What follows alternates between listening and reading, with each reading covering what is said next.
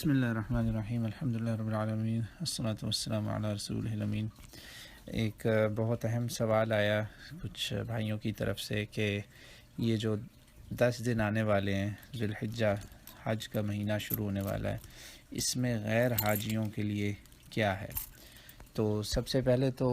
اس میں ہم 3 باتیں کریں گے انشاءاللہ اس جواب میں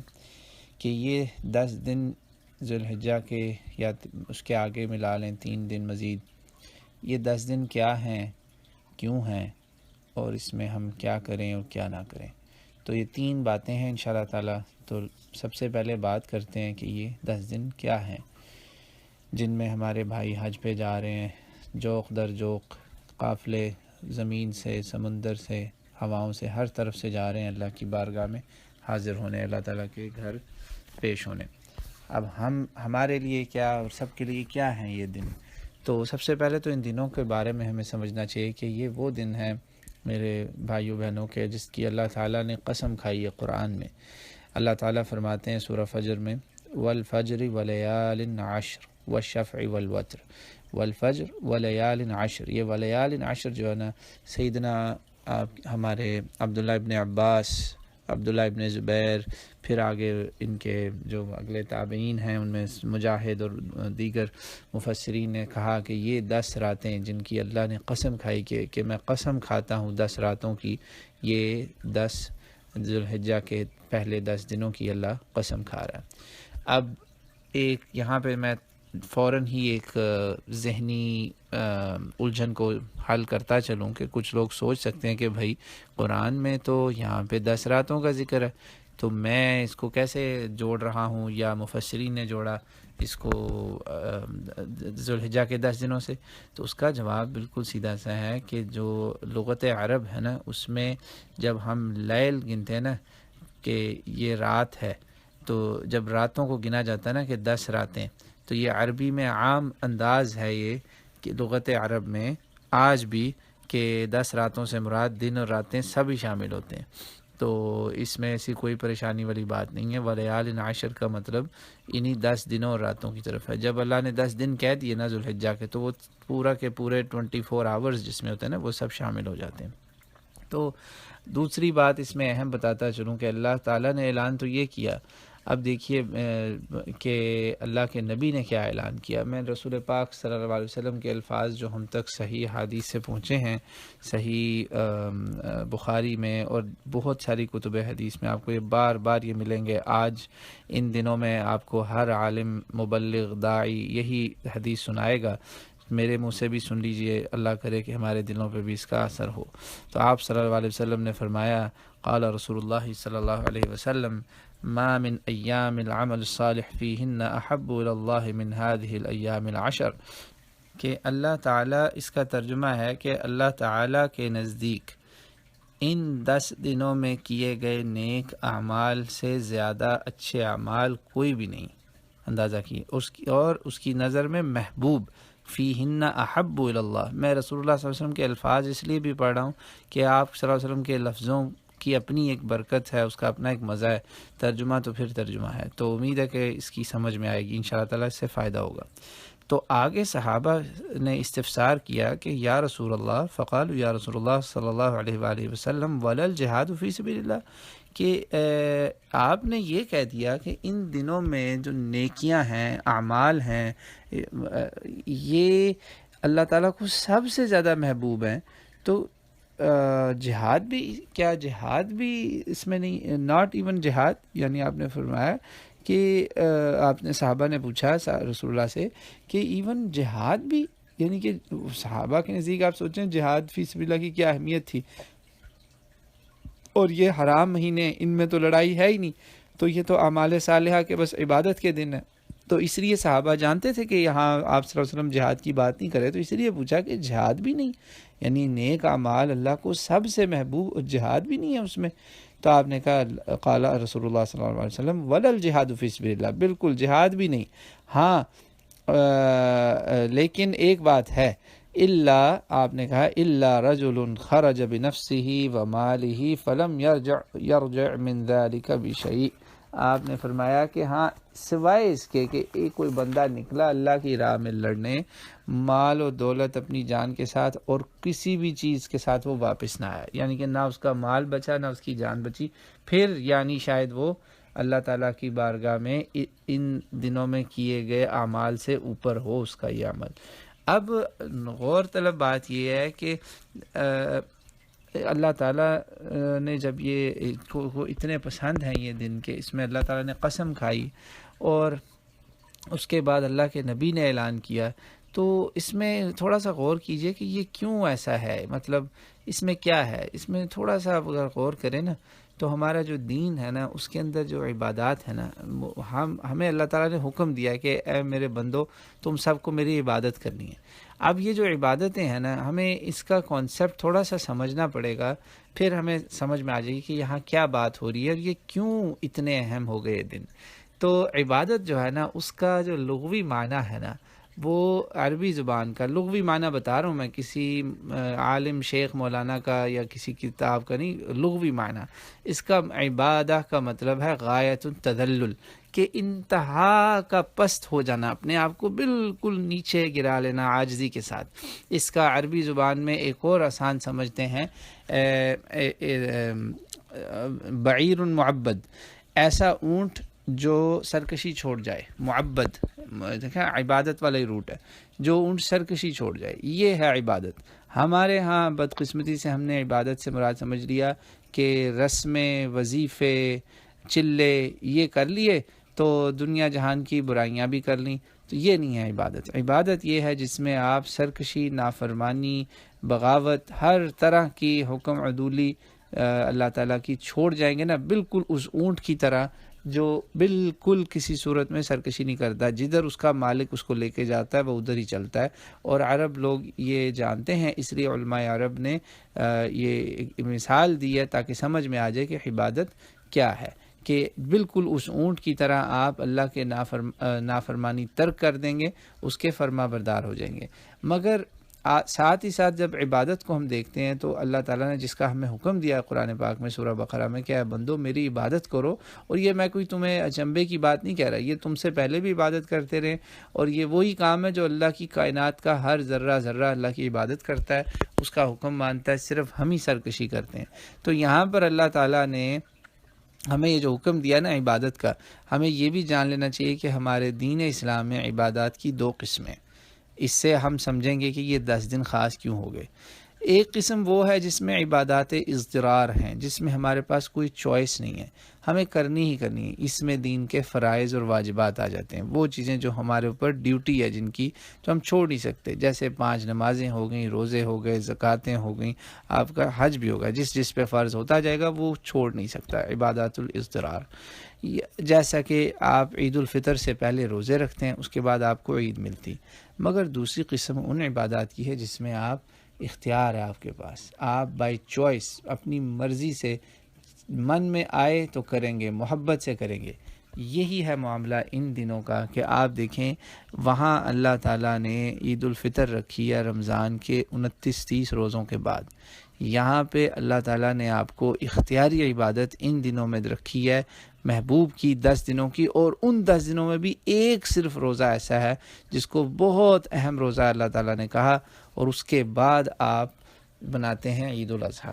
تو آپ اندازہ کریں کہ وہاں 30 روزے اور یہاں ایک، یہ بالکل ایسے ہی ہے جیسے آپ جاب پہ جاتے ہیں ڈیوٹی پر، تو جب آپ نوکری کرتے ہیں نا، اپنی جو ڈیوٹی ہے وہ تو نوکری ہوگی، اس کی آپ کو ایک اور پوزیشن ہے، اس کی قدر و منزلت ایک اور ہے، وہ اچھی طریقے سے کریں گے، آپ کو آپ کا مالک پسند کرے گا، آپ کو سراہے گا۔ مگر اگر سوچیں آپ اس ڈیوٹی کے علاوہ بائی چوائس ایکسٹرا ڈیوٹی کریں، اوور ٹائم لگائیں، تو آپ کا مالک کتنا خوش ہوگا آپ سے۔ یہ تو دنیا کے مالک کا حال ہے، تو وہ تو پھر کائنات کا مالک ہے، اصلی مالک تو وہی ہے نا۔ جب اس کے لیے ہم ایک بھی دن اپنی اس کی خوشی کی خاطر، اس کی محبت میں، یہ نہیں کہ زبردستی یا اپنے آپ کو مجبور کر کے اٹھتے ہوئے کہ یار یہ تو فرض ہے نماز مجھے پڑھنی ہی پڑے گی، من میں سستی آ رہی ہے پڑھ لو چلو، نہیں وہ نہیں معاملہ۔ اب یہاں پہ معاملہ کیا ہے، آپ اللہ کی محبت میں عبادت کریں گے، تو یہ ہے آپ کی اختیاری عبادات کا اللہ تعالیٰ نے ایک انتظام رکھا، اور کتنا مناسب ہے، یہ بہت سارے لوگوں کو سمجھ نہیں آتی، یہ میں کیوں پہ سارا فوکس کر رہا ہوں اس وقت،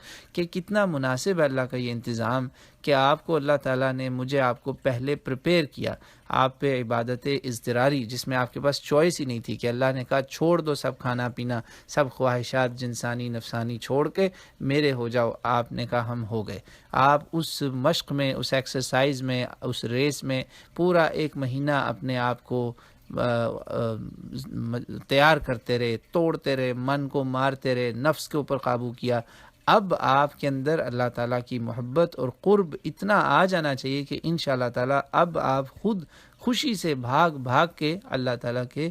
یہ سامنے جھکیں گے، مرضی سے تہجد پڑھیں گے، مرضی سے روزے رکھیں گے، مرضی سے عبادات کریں گے۔ یہ ہے سارا فلسفہ، کہ اس لیے یہ اتنا قریب رکھا ہے اللہ تعالیٰ نے اس کے، کہ آپ پہلے تیار ہو چکے ہیں۔ عبادت اضطراری بہت بڑی آپ نے گزاری الحمدللہ رمضان میں، اللہ تعالیٰ نے مجھے آپ کو توفیق دی، اور اب آپ عبادت اختیاری کریں گے، جس میں آپ چوائس کے ساتھ اللہ تعالیٰ کے آگے جھکیں گے، اس کی بندگی کی طرف جائیں گے۔ یہ ہو گیا میرے ساتھیوں کہ کیا ہے یہ سب کچھ، اور یہ آپ کیوں کر رہے ہیں سب کچھ۔ اب آخری چیز ہے کہ ہم کاش ان دنوں میں اس زمین میں سب سے زیادہ خوش قسمت خوش نصیب وہی لوگ ہیں جن کو اللہ تعالیٰ نے اپنے گھر میں بلایا ہے، اور وہ لبیک لبیک کہتے ہوئے میں حاضر ہوں میں حاضر ہوں، یہ ترانہ پڑھتے ہوئے اللہ کے سامنے دیوانوں کی طرح اللہ کے گھر کی طرف جا رہے ہیں۔ کاش میں اور آپ بھی ان لوگوں میں شامل ہو جائیں یا ہوتے۔ تو جو ہم نہیں ہو سکے بدقسمتی سے یا اللہ کی حکم سے جو بھی ہوا، میں چاہوں گا اس موقع پر سب کو کہنا کہ جس کسی کا بھی اللہ کے گھر پہ حج رہتا ہے نا، اس کو جتنی جلدی ہو سکے، جو بھی بالغ ہے عاقل ہے اور اس کے پاس مال ہے، اللہ نے اس کو توفیق دی ہے، تو اس پر تو حج اب فرض ہو چکا ہے۔ تو جس پر نہیں ہوا فرض مگر وہ کر چکا ہے، اس کے پاس مال و متاع ہے، وہ بھی کوشش کرے کہ وہاں حاضر ہو کبھی نہ کبھی۔ تو یہ اچھا ایمان تازہ کرنے کا ایک سلسلہ ہے، اور کیا ہی اچھا ہوگا کہ اللہ کے پسندیدہ ترین دنوں میں آپ اس کے گھر حاضر ہوں گے اور اس کی بارگاہ میں جھکیں گے، تو یہ تو سونے پہ سہاگے والی بات ہو جائے گی، یعنی کہ فائدہ ہی فائدہ ہے انشاءاللہ۔ مگر آپ یقین مانیں ہم جو غیر حاجی ہیں نا، ہمارے لیے بھی بہت کچھ ہے انشاءاللہ، ہم بھی بہت کچھ تھوڑی سی چیزیں ایسی ہیں جو ہمیں نہیں کرنی ان دنوں میں، اور کچھ تھوڑا بہت اگر آپ کر لیں گے تو روحانی طور پر انشاءاللہ تعالی آپ اپنے حاجی بہنوں بھائیوں کے ساتھ ہی ہوں گے انشاءاللہ تعالی۔ اور انہی دنوں کوشش کریں کہ جب بھی موقع ملے تو اس تلبیہ کو ضرور اپنی توجہ میں لائیں کہ وہ لبیک کیا ہے۔ وہ خالی لبیک یہ نہیں ہے کہ آپ نے اٹینڈنس لگا دی کہ میں آ گیا، اس پہ بھی غور کریں، انشاءاللہ آپ دیکھیں گے کہ آپ کا ایمان بہت تازہ ہوگا۔ وہ پڑھیں، صحابہ رضی اللہ عنہم، عبداللہ ابن مسعود کا پتہ ہے اثار سے کوفہ میں قادسیہ میں ان کی زمین پہ پتہ چلا کہ وہ غیر حاجی تھے، حج بھی نہیں کر رہے تھے، مگر حاجیوں کو دیکھ کے اونچی اونچی آپ نے بھی تلبیہ پڑھنا شروع کر دیا، اور ساتھ یہ بھی کہا کہ اللہ تعالیٰ کا یہ تلبیہ جو ہے ذرہ ذرہ تلبیہ بول رہا ہے اس وقت، جو سنے گا نا آپ کا تلبیہ۔ تو بہرحال اب غیر حاجی جو ہے نا ہم تھوڑے سے کام ایسے ہیں جو ہمیں نہیں کرنے چاہیے، اور تھوڑے سے ایسے ہیں جو ہم کر لیں تو ہم روحانی طور پہ اپنے حاجی بھائیوں کے ساتھ مل جائیں گے۔ سب سے بڑا کام ان دنوں میں یہ ہے، بلکہ سمجھیں پہلی ہونے سے پہلے آج یہ میں جو میسیج ریکارڈ کروا رہا ہوں، ابھی ذی القعدہ کے 1 یا 2 دن باقی ہیں، جب تک ذی الحجہ کا چاند طلوع نہیں ہوتا آپ کے اپنے اپنے علاقوں میں، اس سے پہلے جس کسی نے بھی قربانی کرنی ہے، وہ گھر کا سربراہ، گھر کا بڑا جو قربانی کر رہا ہے وہ، اور کوشش کریں کہ بچوں بیوی سب کو یہ سکھائیں کہ وہ ان دنوں آپ نے تیاری کر لیں کہ ان 10 دنوں میں ناخن نہیں کاٹنے، تزئین و آرائش، زینت، میک اپ بہنوں کے لیے یہ ساری چیزیں چھوڑ دینی ہیں، بالکل جیسے آپ اللہ کے سامنے ایک فقیر اور ملنگ جو ہوتا ہے نا، جیسے کوئی جوگی فقیر، اس کی طرح آپ نے اپنا حلیہ بنانا ہے۔ جیسے حاجیوں کا یہ حال ہوگا تو آپ روحانی طور پہ حاجیوں کے ساتھ اس طرح سے مل جائیں گے۔ تو اپنے جو غیر ضروری بال ہیں، جو شریعت حکم دیتی ہے فرض کرتی، وہ آپ کاٹ لیں، وہ سارا کچھ کر لیں، تاکہ آپ تیار ہوں باقی کاموں کے لیے کہ اللہ تعالیٰ کی پوری دلجوئی سے عبادت کریں۔ تو یہ ہے ایک چھوٹا سا نہ کرنے کا کام جو آپ نے پہلے سے تیاری کر لینی ہے تاکہ ان 10 دنوں میں اس کی نافرمانی نہ ہو۔ یہ صحیح مسلم میں اور بہت سی حدیث کی کتابوں میں صاف حکم ہے کہ آپ نے فرمایا کہ ذوالحجہ کا چاند طلوع ہونے پر جس نے قربانی کرنی ہے وہ یہ کام نہ کرے۔ تو سلف کے عمل سے یہ بھی پتہ چلتا ہے کہ وہ اپنے بچوں کو بھی، گھر والوں کو بھی اس میں شامل کرتے تھے۔ ہاں، جو آدمی قربانی نہیں کر رہا، جس گھر میں قربانی ہی نہیں ہے، وہ پھر دوسرے حکم پہ عمل کرے کہ وہ اپنے آپ کو سنوار کے سجا کے اللہ کے گھر میں جب جمعہ ہوتا ہے جیسے اس میں خوشبو لگائے، وہ سارا کچھ کر کے جائے، تو وہ دوسرے حکم پہ چلے گا۔ اب یہ جو 10 دن اس میں تھوڑا سا اشارہ کر دوں، کچھ حدیثیں ضعیف بہت مشہور ہوگی۔ میں نے آپ کو ایک پکی مشہور حدیث سنا دی، صحیح مسلم بخاری میں ہے اور دوسری کتابوں میں، مگر آگے جامع ترمذی میں اور کتابوں میں اسی حدیث کے آگے کہ جس میں کہا کہ اللہ کے نزدیک محبوب ترین اعمال جو ہیں وہ ان 10 دنوں کے ہیں، تو لہٰذا ان دنوں میں تم آگے تسبیح کرو، تحمید کرو، تحلیل کرو، اللہ کی یعنی کہ کبریائی بیان کرو۔ یہ طبرانی میں ہے، معجم الکبیر میں ہے۔ پھر آگے ہے کہ ابو ہریرہ اور عبداللہ ابن عمر رضی اللہ عنہما یہ گلیوں میں جاتے تھے اور وہ جو عید کی تکبیریں آپ جانتے ہیں، اللہ اکبر لا الہ الا اللہ واللہ اکبر اللہ اکبر وللہ الحمد، یہ تکبیریں وہ بازاروں میں پڑھتے تھے 10 کے 10 دن، عید پہ نہیں، یعنی کہ یہ۔ اور پھر ایک اور ہے کہ آپ صلی اللہ علیہ وسلم نے سنن نسائی اور مسند احمد میں ہے کہ آپ نے ان 10 کے 10 دنوں میں، یہ حدیث کے الفاظ ہیں 10 دن، کہ آپ نے روزے کبھی نہیں چھوڑے۔ یہ تینوں کی تینوں حدیثیں میں نے آپ کو سیمپل کے طور پہ، نمونے کے طور پہ پیش کی ہیں، یہ سب ضعیف ہیں۔ نبی پاک صلی اللہ علیہ وسلم نے 10 دن کیوں روزے رکھنے تھے؟ 10واں دن تو عید کا ہے، تو 9 دن بنتے ہیں اگر آپ اس حدیث کو صحیح مانیں بھی، کہ راوی کا مراد یہی ہوگا کہ پورا عشرہ سوائے عید کے، مگر یہ حدیث بھی ضعیف ہے کیونکہ ام المومنین عائشہ رضی اللہ عنہا نے فرمایا کہ میں نے اللہ کے نبی کو اس میں روزے رکھتے نہیں دیکھا۔ اور دوسری بات کہ ابو ہریرہ اور ابن عمر کا جو عمل ہے اس کا بھی کہیں سے ثبوت نہیں مل سکا کہ ایسا وہ کرتے تھے، یہ بس بلغنا حدثنا کی جیسی روایت ہے، اور اسی طرح اگلی روایت بھی ان کے راوی ضعیف ہیں۔ مگر اس کے ساتھ اس کا مطلب کیا نکلا؟ ان سب حدیثوں کے ضعیف ہونے سے آپ کو ایک فائدہ ہوا کہ اب آپ کے لیے نا دروازہ کھلا ہے۔ اب آپ جو بھی نیک عمل کرنا چاہیں گے، جتنی بھی تسبیحاں کرنا چاہیں گے، جتنی بھی نمازیں پڑھنا چاہیں گے، جتنے بھی نوافل پڑھنا چاہیں گے، جتنے بھی روزے رکھنا چاہیں گے، سب کچھ آپ کے لیے کھلا ہے۔ آپ صلی اللہ علیہ وسلم نے خود روزے اس لیے نہیں رکھے ان سارے دنوں میں کہ آپ صلی اللہ علیہ وسلم پہ جب بھی امت کے سامنے کوئی اختیار آیا نا معاملہ کہ آپ چنیں کوئی چیز، تو آپ نے وہ چیز چنی جو امت کے لیے آسان تھی۔ یاد رکھیے گا ان دنوں میں ایک سب سے بڑا روزہ جو نا وہ نہیں بھولنا کسی نے، ایسا نہ ہو کہ آپ 8 روزے رکھتے رکھتے 9واں چھوڑ دیں۔ جو یوم عرفہ کا روزہ ہے نا، یہ دن چھوڑنے والا نہیں ہے، یہ وہ دن ہے جس دن آپ کے ایک روزے سے آپ کو جہنم سے آزادی مل سکتی ہے۔ صحیح احادیث میں ذکر ہے کہ صحیح مسلم اور دیگر کتابوں میں کہ یہ یکفر السنۃ الماضیہ والباقیہ، کہ یہ اس سال اور گزشتہ 2 سال یعنی کہ پچھلا سال، اگلا سال، پچھلا سال، یعنی کہ جو گزر گئے دن اور جو آنے والے دن ہیں، ان سب کے گناہوں کی معافی ہے۔ یہ بہت بڑا اللہ تعالیٰ نے آپ کو تحفہ دیا ہے۔ آپ یقین مانیں اس کی کوئی حکمت کو سوچتا نہیں کہ یوم عرفہ کا جو روزہ ہے، یہ آپ کو اللہ تعالیٰ نے وہ چیز کا ایک مزہ چکھایا ہے، لقمہ چکھایا ہے جو اللہ نے اپنے نبی سے وعدہ کیا تھا کہ تیرے پچھلے بھی اور اگلے بھی گناہ معاف ہو جائیں گے۔ سمجھیں آپ کو اللہ تعالیٰ نے یوم عرفہ پہ یہ انعام دیا، تو سوچیں اس دن اللہ کا انعام کتنا ہے۔ تو جب میدان عرفات میں تو کوئی سوچ بھی نہیں سکتا کہ اس کی معافی نہیں ہوگی، مگر آپ کو بھی اللہ تعالیٰ نے محروم نہیں رکھا۔ مجھے آپ کو بھی ایک موقع دے دیا کہ اس دن آپ میرے آگے آئیں، توبہ کریں، روزہ رکھ کے میرے سامنے کھڑے ہو جائیں، میں آپ کے گناہ معاف کروں گا۔ تو یہ وہ دن ہے میرے بھائیوں بہنوں جس دن بدر کے بعد سب سے زیادہ شیطان ذلیل، ابلیس اس دن ذلیل ہوتا ہے، شیطان اس دن ذلیل و رسوا ہوتا ہے عرفہ کے دن۔ یہ 9 ذی الحجہ بنتی ہے، اس کو خدا را 9 ذی الحجہ ہی رکھیں اپنے اپنے علاقوں میں، جب بھی 9 ذی الحجہ ہوگی تبھی عرفہ ہوگی۔ حدیث میں صریحاً 9 کے الفاظ موجود ہیں۔ یہ جو آج کل سلسلہ چلا ہے کہ نہیں جس دن مکہ میں ہوگی اس دن ہم کریں گے، یہ رسول اللہ صلی اللہ علیہ وسلم سے اور صحابہ سے نہیں ثابت، کیونکہ اس وقت کہاں تھے مسلمان اس کمیونیکیشن کے ساتھ کہ ہر علاقے کو بتا دیں کہ آج ہمارا یوم عرفہ ہے تو تم بھی آج کے یوم عرفہ بناؤ۔ ہر کوئی اپنی اپنی رویت پہ چلے اور 9 ذوالحجہ کو روزہ رکھے اور اللہ سے گناہوں کی معافی مانگے، اور عید اسی دن کرے جس دن آپ کا شہر بستی کر رہی،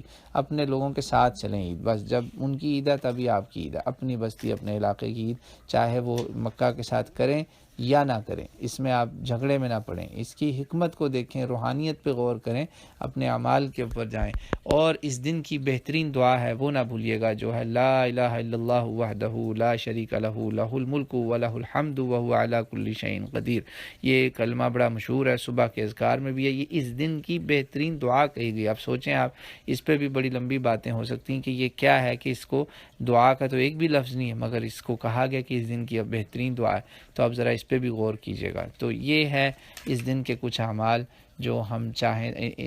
تو کریں، اور اس دن اللہ کے ہاں توبہ کریں، اور اللہ تعالیٰ قبول و منظور فرمائے گا۔ اور اب جو کرنے کے کام ہیں ان میں آپ نے یاد رکھنا ہے کہ چونکہ یہ اللہ کو محبوب ترین دن ہے، تو اس میں محبوب ترین اعمال کریں، محبوب ترین تسبیحات پڑھیں، جیسا کہ ایک تسبیح ہے سبحان اللہ والحمد للہ ولا الہ الا اللہ واللہ اکبر، یہ تسبیح اللہ کو بہت محبوب ہے، یہ صحیح مسلم میں ہے کہ احب الکلام الی اللہ اربع، اللہ کو محبوب ترین کلمے ہیں یہ 4، سبحان اللہ والحمد للہ ولا الہ الا اللہ واللہ اکبر۔ تو اس لیے میں نے کہا نا کہ اب حدیث جو ہے نا آپ کو دروازہ کھلا ہے کہ آپ جتنے نیک اعمال ہو سکتے ہیں کریں، دن میں نوکریوں کے دوران یہ تسبیحاں پڑھتے رہیں، یہ 4 کلمے پڑھیں، لا الہ الا اللہ وحدہ لا شریک والا وہ والا کلمہ پڑھیں، آپ استغفر اللہ کی تسبیح کریں، آپ سبحان اللہ و بحمدہ سبحان اللہ العظیم کی تسبیح کریں، کیونکہ یہ بھی کلمے جو ہے رسول اللہ صلی اللہ علیہ وسلم نے فرمایا کلمتان خفیفتان علی اللسان ثقیلتان فی المیزان وحبیبتان الی الرحمن، کہ یہ زبان پہ ہلکے، میزان پہ بھاری، اور رحمان کو بہت ہی پیارے محبوب کلمے ہیں۔ اگین محبوب اعمال، محبوب دن، تو پھر ان میں ذکر بھی محبوب ہی ہونا چاہیے، تو وہ ہے سبحان اللہ و بحمدہ سبحان اللہ العظیم۔ تو یہ ہے مختصراً ترین، میری تسلی تو نہیں ہوئی، مگر میں نے انشاءاللہ تعالی جتنا میں سمجھ سکتا تھا کہ میں آپ کے آگے کچھ باتیں پیش کر دوں، آپ ان پہ کوشش کیجیے گا، عمل کیجیے گا، اور یہ بھی اس میں ایک اور چھوٹی سی بات یاد رکھیے گا کہ یوم عرفہ پہ آپ کی فجر کی نماز پہ وہ تکبیریں شروع ہوں گی جو عید کی تکبیرات ہیں، صحیح ترین اسناد صحیح اقوال کے ساتھ یہی ثابت ہوا، عبداللہ ابن مسعود، سیدنا علی رضی اللہ تعالیٰ عنہ، عبداللہ ابن عباس غالباً وہ بھی ہیں اس میں شامل، مطلب صحیح احادیث کے ساتھ یہی شامل ہوا، اور امت میں تقریباً جمہور اور اجماع تک بات جا چکی ہے، اب سارے ہی حنفی بھی شافعی بھی سب نے اس پہ کر لیا، پہلے حنفی نہیں مانتے تھے، اب سب لوگوں نے اس کو مانا ہے الحمدللہ بھائیوں نے، کہ یہ جو ہے نا یوم عرفہ سے تکبیریں شروع ہوتی ہیں، اللہ اکبر لا الہ الا اللہ واللہ اکبر وللہ الحمد، یہ اللہ کی کبریائی کی خاص تکبیریں ہیں، ان کلموں پہ بھی غور کیجیے گا کہ کیا پڑھ رہے ہیں آپ، یہ کوئی بس وہ ٹوٹکا یا منتر نہیں ہے، اس کو غور کیجیے گا کہ آپ کیوں پڑھ رہے ہیں کلمے۔ تو یہ شروع ہوں گے فجر پہ یوم عرفہ کے دن، یوم عرفہ کا ہی میں نے آپ کو ذکر بھی بتایا، وہاں سے یہ شروع ہوں گے، اور یہ 13 ذی الحجہ کی عصر تک چلیں گے، 9 10 11 12 13 وہاں تک یہ سلسلہ چلے گا۔ کوشش کیجیے گا کہ ان کو آپ اڈاپٹ کریں، ان کے اوپر آپ عمل کریں، اللہ تعالیٰ آپ کو اور مجھے توفیق دے۔ تو یہ ہیں کچھ اعمال جو میں نے ذکر کیا ان دنوں میں آپ صدقہ بھی دیں، کیونکہ دیکھیں کوئی بھی صالح عمل جو ہے نا وہ ان دنوں میں محبوب ترین ہو جائے گا نا، اس کا ثواب بڑھ جائے گا۔ تو خالی زبانی کلامی نہ کام کریں، پریکٹیکلی بھی نیکیاں کریں، کسی کی مدد کریں، غریب کی، محتاج کی، فقیر کی، مسکین کی، صدقہ دیں، اگر زکوٰۃ آپ کی رہ گئی ہے نہیں دے سکے پوری، اس وقت دے دیں، اللہ تعالیٰ کو پسند آئے گا۔ آپ ان دنوں میں جتنا ہو سکے آپ اپنی زبانوں کو اللہ کے ذکر سے تر رکھیں، بلندی کی طرف جائیں تو اللہ اکبر کہیں، نیچے کی طرف کو آئیں گاڑی چلاتے وقت تو سبحان اللہ بولیں۔ تو اس طرح کی تسبیحات اور اذکار جو ہے نا ان پہ زور زیادہ دیں، انشاءاللہ تعالیٰ پھر آپ دیکھیں کہ اللہ تعالیٰ نے چاہا کچھ جو یوم عرفہ ہوگا نا اس پہ جب یہ آپ کو جو میں نے باتیں بتائیں تو اس میں اور زیادہ انشاءاللہ آپ کو مزہ آئے گا، اور زیادہ لطف پیدا ہوگا انشاءاللہ، اور اللہ تعالیٰ ہم امید کریں گے کہ انشاءاللہ تعالیٰ اللہ تعالیٰ قبول بھی فرمائیں گے۔ تو یہ اس